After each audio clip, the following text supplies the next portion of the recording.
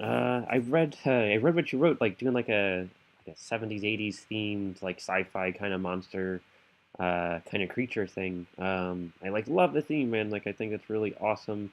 I've been through these photos a few times. I think some are like really, really great. And there's like, yeah, I feel like you're at the beginning of something that could be like so much fun, or it's like at the at the start of it. So it's kind of like your first pass or second pass like through it. I love like I want to know like is this like that kind of sand that's kind of like moldable is what you're using, or I'm curious what you're making these guys out of. I think it's really cool and really interesting that you're making these little sculptures and then you're making them interactive and then you're photographing and you're telling big stories with them. I think that's really cool, really awesome. And I think like after this class, if you can, if you have fun with this, like keep on doing it. Like keep building it. There's like crazy artists out there that have like huge careers out of like photographing model trains and building giant model things and just weird shit, and photographing it and selling it in big art shows and art galleries and things like that. And if you enjoy doing it, man, just go for it and have fun. There's like no wrong way. Like the best thing I can encourage you to do is to like push really weird and far, and that's like, oh, that's too stupid, that's too extreme, let's go back a little bit to normal. So like, yeah, experiment with this stuff, have a lot of fun with it though. But it's great, these are great. So technically, yeah, I know like some of these, like, yeah, the fire thing, it's tough to get the photograph, like you have to have the right kind of camera or a really good camera to get this kind of photo to really work. But what you have and what you've done with what you have works like perfect. It's totally great. Like I get a sense of this guy like doing his thing out, like I don't know, he's like out hunting or he's out camping or he's out, he's out surviving this little creature. And then like I see this in the background, and like part of me wants to be like, oh man, get the context of like neighborhoods out of it. Like I don't want to see anyone's neighborhood. I don't want to see anyone's houses. I want to think of this like out in the middle of nowhere. But then at the same time, like I start to think of like there's like these little creatures that live in my backyard, and like they're hunting or they're trying to survive, or they're doing whatever these guys are doing that you're showing me right now.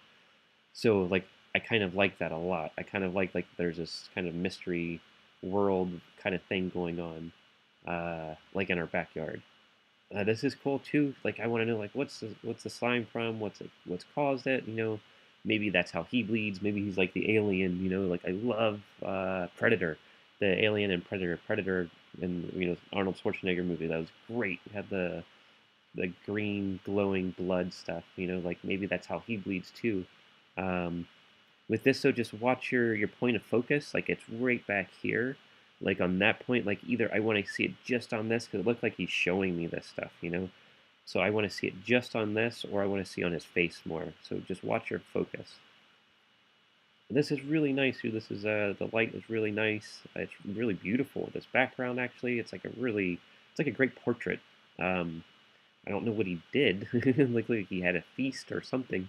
I don't know what happened, but yeah, it's a great portrait of him or her, whatever the case may be. And this is nice too. I see your camera start to break down. It gets really noisy, but it still works okay.